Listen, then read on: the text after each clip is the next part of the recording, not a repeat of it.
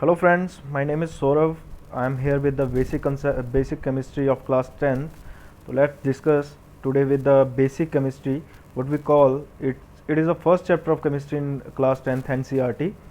So let's discuss basic chemistry of class 10th. So if you want to watch my more videos, please contact on YouTube cam.sauravgupta, or you can contact me on my email sauravgupta1556 address@gmail.com. So let's begin. In this video we will talk about the chemical reactions and their characteristics. Means what are the chemical reactions, what are the chemical reaction, what the reaction we will call the chemical reaction and their features. Features means characteristics बोल सकते हो आप इसको. हम इसमें discuss करेंगे chemical reaction क्या होती है. क्या हम हर एक प्रोसेस को केमिकल रिएक्शन बोलेंगे?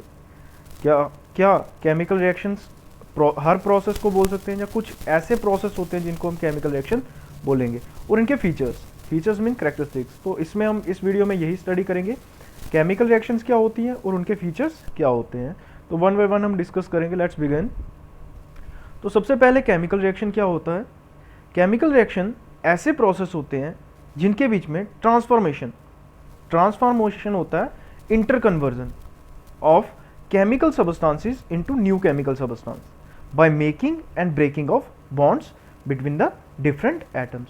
तो कहने का मतलब हुआ केमिकल रिएक्शन वो प्रोसेस हुआ जिसके बीच में कोई केमिकल सबस्टांस ट्रांसफॉर्म हो जाए दूसरे में, एक सबस्टांस दूसरे में ट्रांसफॉर्म हो जाए, और हो क्या इनमें बॉन्ड की फॉर्मेशन या फिर ब्रेकडाउन. बॉन्ड की फॉर्मेशन हो या फिर ब्रेकडाउन, उसको बोलेंगे केमिकल रिएक्शन. हमेशा एक बात याद रखनी है, केमिकल रिएक्शन में होता क्या है, the older bonds are break down and new bonds are formed. जब भी हम कभी केमिकल रिएक्शन करते हैं उसमें हमेशा पुराने बॉन्ड टूट जाते हैं. लेट अस सपोज मैं आपको रिएक्शन दे रहा हूं NaCl प्लस H2O. तो यहां पे सोडियम और क्लोरीन के बीच में बॉन्ड है एंड H और OH के बीच में बॉन्ड है. लेकिन जब इनकी रिएक्शन होगी तो होता क्या है, Na और Cl का बॉन्ड टूट जाता है और Na और OH का बॉन्ड बन जाता है. हुआ क्या, Na और Cl का बॉन्ड टूट गया, Na और Cl का बॉन्ड टूट गया और Na और OH का बॉन्ड बन गया. तो older bond are broken down and new bonds are formed in a chemical reaction. तो ऐसे प्रोसेस जिनके बीच में ट्रांसफॉर्मेशन हो केमिकल सबस्टांसेस की, जिनके बीच में एक सबस्टांस दूसरे में कन्वर्ट हो जाए, उसको बोलेंगे केमिकल रिएक्शन. तो chemical reaction is different from physical process. Physical process में बॉन्ड्स टूट भी सकते हैं, नहीं भी टूट सकते हैं, बट उसमें कन्वर्जन जो है वो एक सबस्टांस की दूसरे सबस्टांस में कन्वर्जन नहीं होता, बल्कि होता क्या है, उसमें सिर्फ स्टेट चेंज होती है. जैसे मैं फिजिकल प्रोसेस की बात करूं, वाटर लिक्विड है, इसको आपने फ्रीज किया तो आइस बन गया, जिसको वाटर ऑफ सॉलिड बोलते हो. तो वाटर लिक्विड जो है वो वाटर सॉलिड बन गया. इसमें क्या हुआ, बॉन्ड्स की फॉर्मेशन, हालांकि बॉन्ड्स जो हैं उनकी जो फोर्स ऑफ अट्रैक्शन है वो स्ट्रांग हो गई, लेकिन केमिकल कंपोजिशन जो थी वो बिल्कुल सेम है. उसमें भी वाटर होगा, वाटर लिक्विड भी होगा और वाटर ही आइस में होगा. उनमें भी बॉन्डिंग जो है हाइड्रोजन और ऑक्सीजन के बीच में ही होगी. और नेक्स्ट आपको केमिकल रिएक्शन की एग्जांपल देता हूं. जैसे रस्टिंग ऑफ आयरन हो गया. आयरन को जब रस्ट लग जाए, आयरन के साथ जब वाटर मिक्स हो जाए, मॉइस्चर एंड ऑक्सीजन, जब ये वाटर और ऑक्सीजन के कॉन्टैक्ट में आता है, जिसको आप क्रोजन भी बोलते हो, क्रोजन इन आयरन, तो ये क्या बना देता है, Fe2O3 into X time water. तो कहने का मतलब हुआ आयरन और वाटर की रिएक्शन हुई in the presence of oxygen, तो इन्होंने जो मिलके क्या बना दिया, then it forms ferric hydroxide, hydrated ferric oxide, जिसको हम रस्ट भी बोलते हैं. तो rusting of iron is also chemical reaction. Next one, इसमें हम बात कर रहे हैं setting of milk into curd.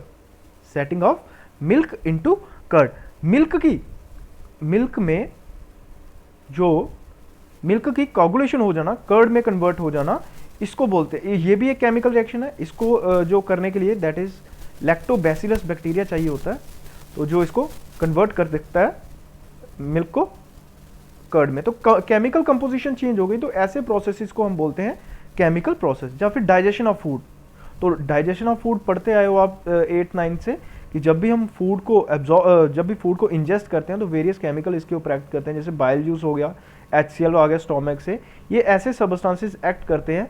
और जो हमारा हमने जो खाना खाया होता है that is in the form of glucose या फिर स्टार्च बोल सकते हो, इनको हम ये कन्वर्जन होते रहते हैं और ये ग्लूकोज में कन्वर्ट हो जाएगा लेटर ऑन। ये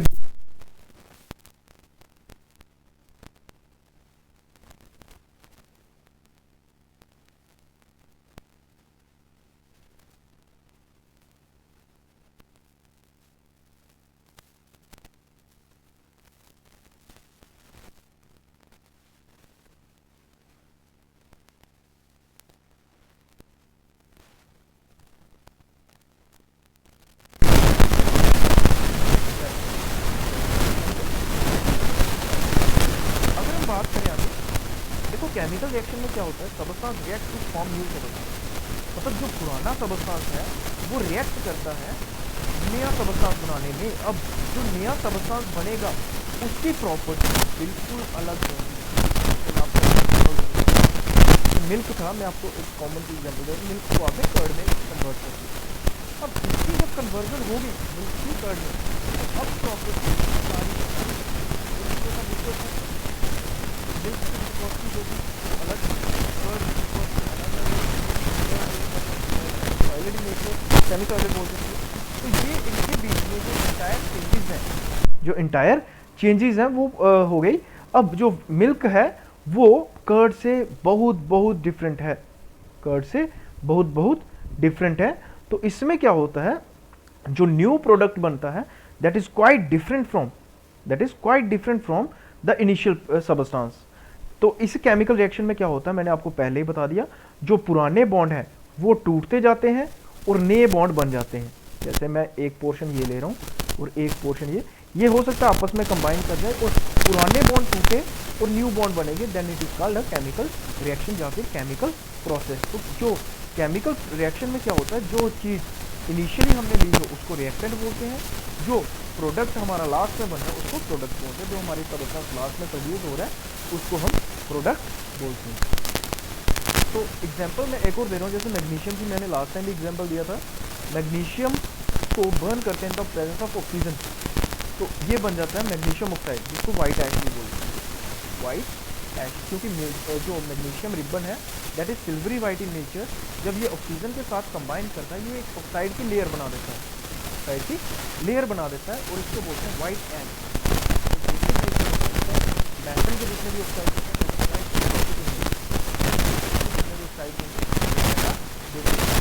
जब भी बात करेंगे बर्निंग ऑफ मैग्नीशियम की, तो मैग्नीशियम में ऑक्सीजन के साथ बॉन्ड बनाए तो न्यू बॉन्ड बन गए। तो पुरानी जो मैग्नीशियम की प्रॉपर्टीज थी वो सॉलिड की दे रहा था, वो मेटल्स की प्रॉपर्टी थी, लेकिन अब जो है वो मैग्नीशियम की सारी प्रॉपर्टीज चेंज हो गई मैग्नीशियम ऑक्साइड में, then it is called a chemical reaction.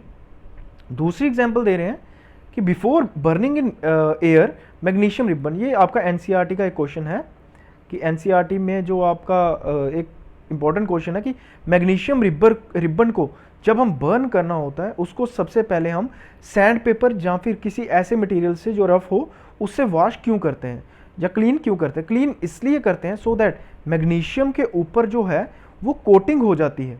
Magnesium जो है मेटल है, हाईली रिएक्टिव है, तो मैग्नीशियम के ऊपर ऑक्सीजन की कोटिंग हो जाती है, मैग्नीशियम ऑक्साइड बन जाता है, जिसकी वजह से ये आग नहीं पकड़ता, ये बर्न नहीं होता। तो हम क्या करते हैं, मैग्नीशियम को पहले क्लीन कर लेते हैं with the help of sand paper और अदर सबस्टांस, तो so that the layer formed on the magnesium get escaped out. तो ऐसी जो मैग्नीशियम की लेयर होगी उसको रिमूव कर सकते हैं, उसके बाद हम इसको बर्न करके मैग्नीशियम ऑक्साइड में या फिर मैग्नीशियम कार्बोनेट में कन्वर्ट कर सकते हैं। अगर तो मैग्नीशियम को ऑक्सीजन की प्रेजेंस में बर्न करोगे तो मैग्नीशियम ऑक्साइड बनेगा, अगर आप in the presence of carbon dioxide करते हो then it form magnesium carbonate, और मैग्नीशियम कार्बोनेट सॉलिड सबस्टांस की तरह बन जाता है, जैसे आप कैल्शियम कार्बोनेट देखते हो लाइमस्टोन की तरह, तो इस तरह से ये कन्वर्ट हो जाएगा।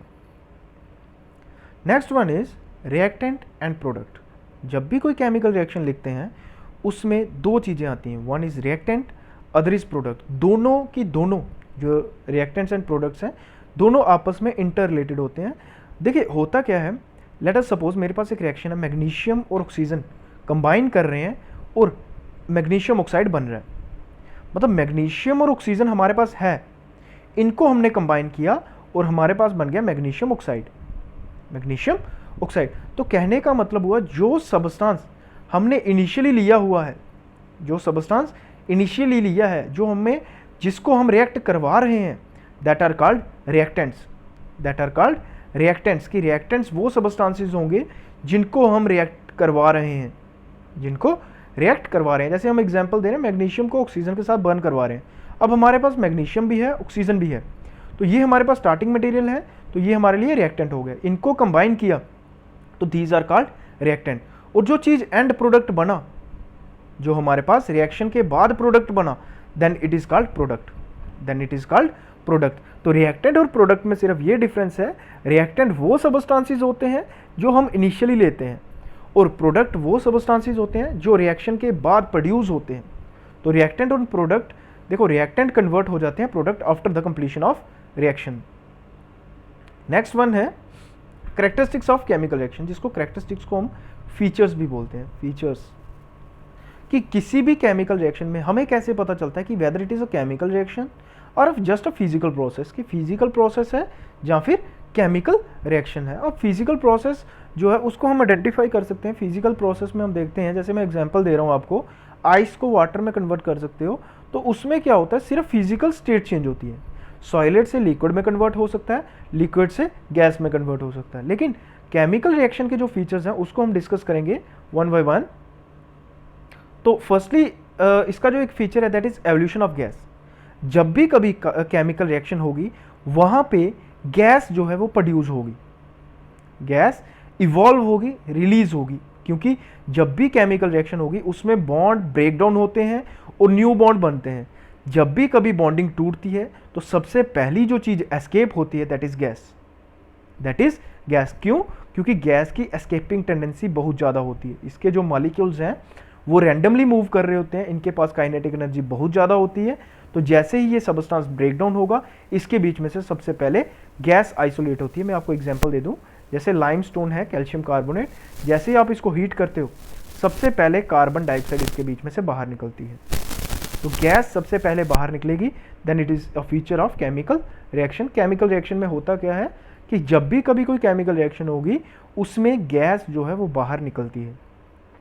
Next one is change in colour of solution, कि सोल्यूशन का कलर जो है वो चेंज हो जाता है। मैं आपको ऐसी एग्जांपल दूंगा जो आपने डेली लाइफ में देखी हुई है। आपने कॉपर की रिंग डाली होती है, तांबे की रिंग डाली होती है, उसको आप ऑब्जर्व करो, कुछ टाइम के बाद वो एयर के कॉन्टैक्ट में आने के बाद पहले वो जो रिंग थी that was brown in colour, brown in colour, लेकिन जब वो ऑक्सीजन के कॉन्टैक्ट में आती है then it form copper oxide. तो ये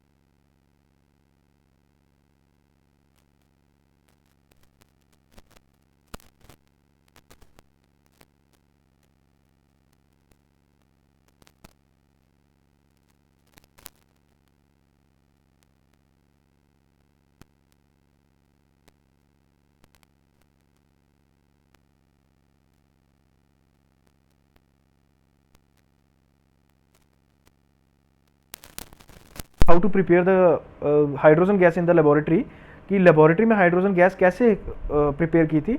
हमने क्या किया, एक ट्यूब लिया, उसमें जिंक के ग्रैन्यूल्स लिए, जिंक ग्रैन्यूल्स का मतलब हो गया जिंक के छोटे छोटे पीसेस दिए इस टेस्ट ट्यूब में, तो उसके बीच में हमने सल्फ्यूरिक एसिड डाल दिया डिल्यूट। जैसे ही जिंक में सल्फ्यूरिक एसिड डाला, अब जिंक मेटल है, हाईली इलेक्ट्रोपॉजिटिव, हाइड्रोजन जो है वो भी इलेक्ट्रोपॉजिटिव है लेकिन जिंक ज़्यादा इलेक्ट्रोपॉजिटिव, तो यहाँ पे डिस्प्लेसमेंट रिएक्शन हो जाती है, तो बन जाएगा zinc sulphate plus hydrogen gas. Zinc sulphate जो बन जाता है उसके साथ हाइड्रोजन गैस प्रोड्यूस होती है। जिंक सल्फेट नीचे बैठ जाएगा, सोल्यूशन बन जाएगा, और जो हाइड्रोजन है वो इस डिलीवरी ट्यूब के थ्रू यहाँ पे प्रोड्यूस होगी। अब डिलीवरी ट्यूब के थ्रू जब हाइड्रोजन प्रोड्यूस होगी, इसको हम चेक कैसे करते हैं, इसके सामने कैंडल रखेंगे और हाइड्रोजन जो है that is highly flammable gas, highly flammable hydrogen gas जो है वो जल्दी से आग पकड़ती है। तो जैसे हम कैंडल को कांटेक्ट में लाएंगे तो कैंडल जो आग है वो गैस जो है वो आग पकड़ लेगी, ब्रस्ट हो जाएगा, तो then it is called it reveals that the hydrogen gas is produced in the laboratory. तो ऐसा हम डिस्कस कर सकते हैं कि हाइड्रोजन गैस को कैसे प्रोड्यूस किया जाता है। Next one, test for hydrogen gas, मैंने आपको पहले ही बता दिया। जब हाइड्रोजन गैस प्रोड्यूस हो जाती है उसके सामने हम कैंडल लाते हैं, जब भी कैंडल उसके पास लाएंगे तो एक साउंड प्रोड्यूस होगी, क्योंकि जब भी कभी आप बर्नर देखते हो गैस के बीच में, आप घर में गैस स्टोव देखते हो, जब आप आग लगाते हो गैस को तो एक स्मॉल सी साउंड आती है, स्मॉल सी साउंड होती है, पॉप की साउंड आती है। इट मीन्स कि किसी गैस ने आग को पकड़ लिया, कि गैस कोई कंबशन हो रही है। तो इस साउंड को, जब ये साउंड प्रोड्यूस हो तो इसका मतलब होता है कि गैस ने आग पकड़ ली, तो यहाँ से हमें कंफर्म हो जाएगा कि हाइड्रोजन प्रोड्यूस हुई है। अदरवाइज अगर हम टेस्ट नहीं करेंगे तो हमें कभी भी रिवील नहीं हो सकता कि हाइड्रोजन गैस प्रोड्यूस हुई है या नहीं, because hydrogen gas is not observable. तो गैसेस, बिकॉज हम गैस को देख नहीं सकते तो हमें पता नहीं चलेगा गैस प्रोड्यूस हुई है, लेकिन जब हम इसके सामने कैंडल लाएंगे जहाँ से प्रोड्यूस हो रही है तो वहाँ से हमें रिवील हो जाता है कि यहाँ से गैस जो है प्रोड्यूस हो रही है। Next one, change in colour. मैं आपको पहले एग्जांपल दे चुका हूँ। आयरन ले रहा हूँ, आयरन जो है आयरन को कॉपर सल्फेट में डिप कर रहा हूँ। आयरन के नेल्स लिए कॉपर सल्फेट में डिप किए। कॉपर सल्फेट का जो सोल्यूशन होता है, copper sulphate that is blue in colour, sky blue colour का होता है, इसको नीला थोथा भी बोलते हैं हिंदी में, ब्लू विट्रोल इंग्लिश में बोलते हैं। तो कॉपर सल्फेट ब्लू कलर का होता है। जब इसमें आयरन के फैलिंग्स डाले जाते हैं, आयरन के स्मॉल पीसेस डाले जाते हैं, तो आयरन जो है कॉपर को डिस्प्लेस कर देता है, because iron is highly electropositive than copper. तो आयरन कॉपर को डिस्प्लेस कर देगा और बना देगा iron sulphate, and copper displace हो जाएगा, इसको फेरस सल्फेट भी बोलते हैं। तो जो आयरन सल्फेट है this is green in colour, this is green in colour. जो आयरन सल्फेट है वो ग्रीन इन कलर है, copper sulphate blue in colour. तो कलर चेंज हो गया ड्यू टू केमिकल रिएक्शन, कि आयरन को कॉपर सल्फेट में डालने पे blue colour of copper sulphate changes into green colour of ferrous sulphate. तो it means the chemical reaction occurs. तो केमिकल रिएक्शन में कलर भी चेंज होता है। तो ये हमें कंफर्म हो गया। एक और रिएक्शन की बात कर रहे हैं, the reaction between citric acid and purple coloured potassium permanganate is characterised by colour purple. देखो सिट्रिक एसिड जो होता है वो आप जितने भी सिट्रस फ्रूट्स होते हैं, सिट्रस फ्रूट्स जैसे लेमन हो गया, ऑरेंज हो गया, इनमें सारा सिट्रिक एसिड होता है। इसको जब हम पोटेशियम परमैंगनेट में डालें, potassium permanganate KMnO4 oxidising agent है, KMnO4 इज ऑक्सीडाइजिंग एजेंट। जब भी हम इसकी रिएक्शन करवाएंगे तो जो पर्पल कलर होता है पोटेशियम परमैंगनेट का वो कलरलेस हो जाता है, वो कलरलेस हो जाता है, बिकॉज जो सिट्रिक एसिड है वो इसको न्यूट्रलाइज कर देता है, उसको न्यूट्रलाइज कर देता है। तो इससे जो पर्पल कलर है वो कलरलेस हो जाता है। थर्ड रिएक्शन हम बात कर रहे हैं कि सल्फर डाइऑक्साइड गैस जब potassium dichromate, again sulphur dioxide gas है, जब इसको पोटेशियम डाइक्रोमेट जो होता है वो ऑरेंज कलर का सोल्यूशन होता है। अगर इसका सोल्यूशन बनाया जाए ऑरेंज कलर का होता है, तो ऑरेंज कलर के सोल्यूशन में अगर आप सल्फर डाइऑक्साइड को पास करवाते हो, सल्फर डाइऑक्साइड एक गैस होती है, इसको अगर पास करवाते हो तो ऑरेंज कलर जो है ग्रीन में कन्वर्ट हो जाता है। तो ये भी एक केमिकल रिएक्शन के फीचर्स हैं कि जब भी कभी केमिकल रिएक्शंस होती हैं वहाँ पे कलर भी चेंज होता है। Next one, formation of precipitates. Formation of precipitates का मतलब हो गया कि किसी सबस्टांस को, किसी सोल्यूशन को कन्वर्ट हो जाना सॉलिड्स में, किसी सोल्यूशन में कोई चीज़, मतलब कोई सोल्यूशन है, लेट अस सपोज मेरे पास एक सोल्यूशन है, उसमें मैं कोई भी एक इलेक्ट्रोलाइट डाल रहा हूँ जिसकी वजह से ये जो है सबस्टांस इसमें कोगुलेशन हो जाए या प्रेसिपिटेशन हो जाए। जैसे मैं एग्जांपल दे रहा हूँ बेरियम क्लोराइड, ये मैंने पहले भी एग्जांपल दिया, और सोडियम सल्फेट वाइट कलर का होता है, तो इसको जब आप बेरियम क्लोराइड में डालोगे तो क्या होता है, सॉरी सोडियम सल्फेट में जब आप बेरियम क्लोराइड डालोगे, बेरियम सल्फेट जो है वो व्हाइट कलर के प्रेसिपिटेट नीचे बैठ जाते हैं, तो देन इट फॉर्म्स प्रेसिपिटेट। तो केमिकल रिएक्शन में यूजुअली ऐसा होता है। तो लेड नाइट्रेट में अगर आप पोटेशियम आयोडाइड डालते हो तो भी प्रेसिपिटेशन होती है। तो प्रेसिपिटेशन क्यों होती है, क्योंकि जब कभी एक सॉलिड मास प्रोड्यूस हो जाए किसी सोल्यूशन में, तो या तो वो फ्लोट करता है, अगर उसका मास कम होगा तो वो फ्लोट करेगा, डेंसिटी कम होगी तो वो फ्लोट करेगा, अगर उसकी डेंसिटी ज़्यादा होगी वो सेटल डाउन हो जाएगा। तो इसकी वजह से केमिकल रिएक्शन में हमें पता है कि कोई भी फॉर्म चेंज होती है then it will form precipitates. और भी एग्जांपल है सिल्वर नाइट्रेट, ये आप सिल्वर नाइट्रेट की एग्जांपल आप 11th क्लास में पढ़ोगे, लैंडोल्ट एक्सपेरिमेंट किया था law of conservation of mass को डिटरमाइन करने के लिए। सिल्वर नाइट्रेट में NaCl डाला, सिल्वर नाइट्रेट था, इसमें सोडियम क्लोराइड डाला, डिस्प्लेसमेंट हो गई, सिल्वर क्लोरीन के साथ जुड़ के बाहर निकल गया, सिल्वर क्लोराइड के प्रेसिपिटेट बन गए और सोडियम नाइट्रेट जो है वो सोल्यूशन में डिसॉल्व हो गया। और एग्जांपल है silver nitrate plus sodium bromide, sodium जो है सिल्वर हैलोजन के साथ एफिनिटी दिखाता है, तो सिल्वर ब्रोमाइड नीचे बैठ जाएगा एज सच। तो ऐसे ही आप ये जो टेस्ट है बेरियम क्लोराइड टेस्ट, ये आप कर सकते हैं, सल्फेट्स के लिए होता है, तो बेरियम सल्फेट के प्रेसिपिटेट नीचे बैठ जाएंगे। तो ये कुछ ऐसे फीचर्स हैं जिसमें प्रेसिपिटेशन होती है। Next one is change in state of substance, कि जब भी कभी केमिकल रिएक्शन हो उसमें स्टेट चेंज हो जाए। मैं आपको एग्जांपल दे रहा हूँ, कैंडल वैक्स मोमबत्ती होती है, उसको जब आप बर्न करते हो, मोमबत्ती को जब आप बर्न करते हो, हालांकि उसमें केमिकल रिएक्शन हो रही है, लेकिन जो कैंडल वैक्स है, wax is solid in nature, जब आप उसको बर्न करो वो लिक्विड वेपर्स में कन्वर्ट हो रही है, तो इसका मतलब स्टेट चेंज हो रही है। तो रूम टेम्परेचर पे हो रहा है तो कार्बन डाइऑक्साइड प्रोड्यूस होगी, combustion of wax is a gas, तो स्टेट ऑफ जो स्टेट है वो चेंज हो रही है, तो then it is also a chemical reaction का फीचर है, ये feature of chemical reaction. There are also some chemical reaction which are show which can show more than one characteristic, मतलब ऐसी केमिकल रिएक्शन, अभी तक जो मैंने फीचर्स आपको बताए जरूरी नहीं है कि वो सारे के सारे फीचर्स दिख रहे हों, बट एक भी फीचर दिखे then it is a chemical reaction. Next is change in temperature, कुछ रिएक्शंस ऐसी होती हैं जिसमें टेम्परेचर राइज कर जाता है, कुछ रिएक्शन ऐसी होती है जिसमें टेम्परेचर लो कर जाता है। जैसे मैं एग्जांपल दे रहा हूँ क्यूक्लाइम, क्यूक्लाइम हो गया जिसको आप वाइट वॉश के पर्पस के लिए यूज़ करते हो, जब आप उसमें वाटर ऐड करते हो तो कैल्शियम हाइड्रोक्साइड बनता है, कैल्शियम हाइड्रोक्साइड हो गया लाइम वाटर, जिसको आप एक्चुअली जो है वॉल पे आप पेस्ट करते हो, जिसको आप ब्रश के लिए यूज़ करते हो वाइट वॉश के लिए। तो जब इसको कैल्शियम ऑक्साइड को वाटर में डालो तो हीट बाहर निकलती है, तो then it is a exothermic reaction, temperature rise करता है। जिंक की एग्जांपल दी, जिंक को सल्फ्यूरिक एसिड में डालते हो तो हाइड्रोजन गैस प्रोड्यूस होती है, मोर ओवर एनर्जी भी बाहर निकलती है, हीट एनर्जी बाहर निकलती है, तो then it is also exothermic reaction. Zinc की आप हाइड्रोक्लोरिक एसिड के साथ कर लो तो भी हाइड्रोजन गैस बाहर निकलेगी, एनर्जी भी बाहर निकलेगी, then it is also exothermic reaction. Moreover बहुत सारी ऐसी रिएक्शन होती हैं, जैसे आप हमेशा याद रखना जब भी किसी रिएक्शन में एनर्जी इवॉल्व होती है then it is a exothermic reaction, then it is a exothermic reaction. तो एक्सोथर्मिक रेस्पिरेशन में हमारे जो बॉडी के अंदर फूड जो है ब्रेक डाउन होता है, वहाँ से भी एनर्जी प्रोड्यूस हो रही है, then it is also exothermic reaction. तो most of the combustion reaction increase in temperature, जब आप किसी सबस्टेंस को बर्न करते हो, लेट अस सपोज कार्बन को बर्न कर रहे हो, कार्बन डाइऑक्साइड प्रोड्यूस हुआ, वहाँ से भी हीट बाहर निकल रही है, then it is also exothermic reaction, temperature rise कर रहा है। तो ऐसे अब ऐसी रिएक्शन की बात करते हैं जहाँ पे टेम्परेचर लो होता है, मतलब जिसमें एनर्जी एब्जॉर्ब होती है। एनर्जी तब एब्जॉर्ब होगी जब आप किसी चीज़ को तोड़ना चाहते हो, जब आप किसी चीज़ को थर्मल डीकम्पोजिशन करना चाहते हो, जैसे लेड नाइट्रेट है, आप इसको ब्रेक डाउन करना चाहते हो तो हीट इन्वॉल्व होगी, हीट को एब्जॉर्ब होगी और लेड ऑक्साइड अलग हो जाएगा और नाइट्रोजन डाइऑक्साइड अलग, ऑक्सीजन अलग, तो इसमें हीट एब्जॉर्ब हुई, then it is called endothermic reaction, then it is called endothermic. तो एंडोथर्मिक रिएक्शन में टेम्परेचर डिक्रीज हो जाता है।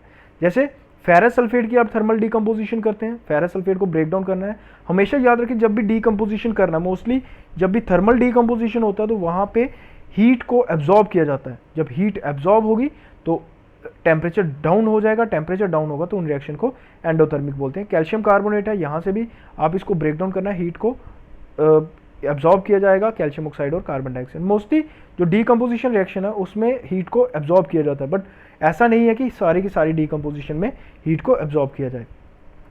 तो इस चैप्टर में हमने यही पढ़ा कि फीचर्स क्या होते हैं केमिकल रिएक्शन के, तो केमिकल रिएक्शन क्या होती है, रिएक्टेंट्स क्या होते हैं, प्रोडक्ट्स। आई होप आपको ये वीडियो पसंद आया होगा। अगर आपको ये वीडियो पसंद आया तो प्लीज़ लाइक का बटन दबाएं। अगर आपको ये वीडियो अगर आप इससे रिलेटेड मोर वीडियोस चाहते हैं तो आप मेरे चैनल को सब्सक्राइब कर लें और बेल नोटिफिकेशंस ऑन कर लें, सो दैट आपको जो न्यू वीडियोस हैं वो टाइम टू टाइम अपडेट होती रहे। Thank you.